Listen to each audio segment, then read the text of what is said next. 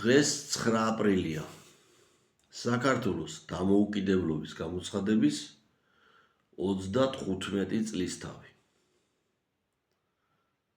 უნდა მოგილოცოთ თუ არა ეს დღე იმის ფონზე, რომ 9 აპრილის მემორიალთან ყვავილებს ვინ მიიტანს და ვინ არ მიიტანს, ვიღაც სტრიპტიზიორი რო წყვეტს, არის კი მოსალოცი ასეთი დამოუკიდებლობა.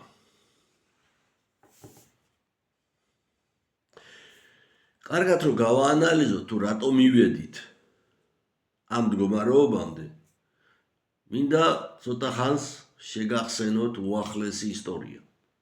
5 წლის წინ 2021 წელს რუსთაველზე იყო კარვები. თვეები გრძელდებოდა და თუ არ ვცდები წელიც კი არ ვიცი ზუსტად, მაგრამ თვეები გრძელდებოდა. იქაურობა ყარდა. შეწუხებული იყო საზოგადოება იქ კარვების არსებობით.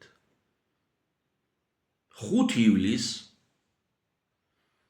საზოგადოების ჩვენი ქვეყნის ჯანსაღი ნაწილი შეიკრიბა იმ მიზნით, რომ დედაქალაქის ცენტრალურ ქუჩაზე არ გამართულიყო გეი აღლომი, პერვერტების მსვლელობა. პირველი რაც გააკეთა, ის იმ კარვებისგან გაწმინდა, გაასუფთავა იქაურობა. და გარკვეული დროის მანძილზე რუსთაველი იყო გათავისუფლებული ამ სიბინძურისგან. და რა გააკეთა ხელისუფლებამ?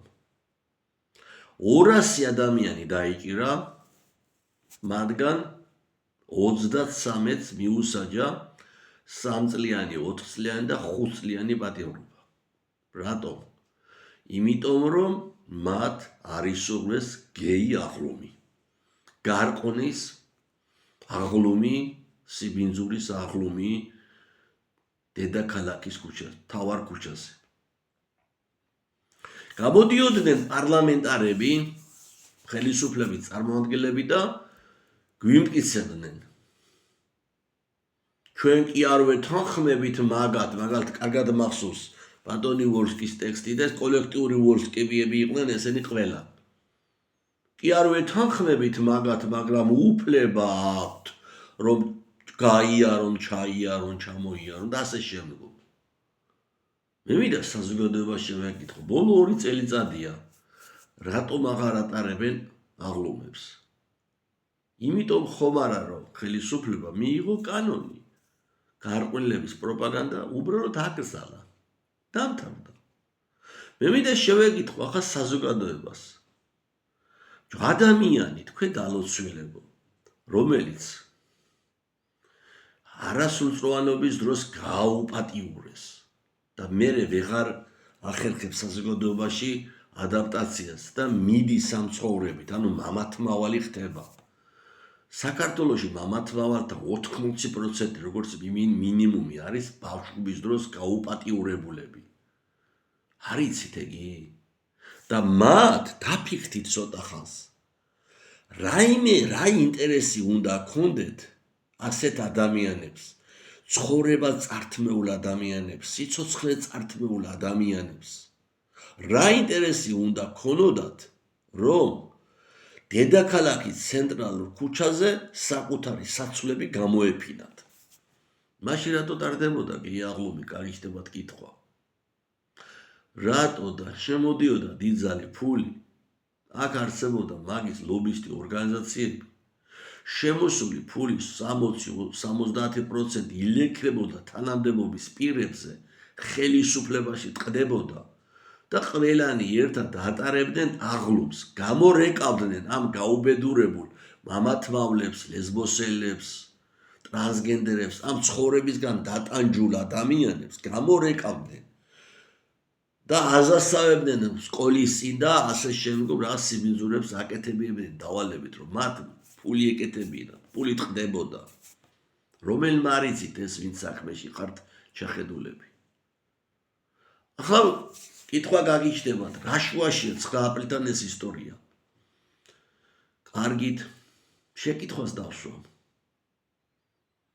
რუსთაველზე რომ სტრიპტიზიორი წვეთს ყვავილები მემორიალთან ვინ უნდა მიიტანოს.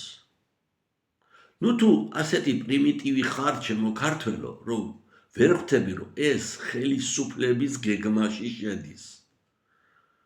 როგორც ის შედიოდა გეი აღლუმები ოცნების გეგმაში და ვაიძულეთ კანონის მიღება. ზუსტად ესეც შედის ხელისუფლების გეგმაში. რატო ვერ ხვდებით ამას? თუ არ გინდათ რომ გაიგოთ.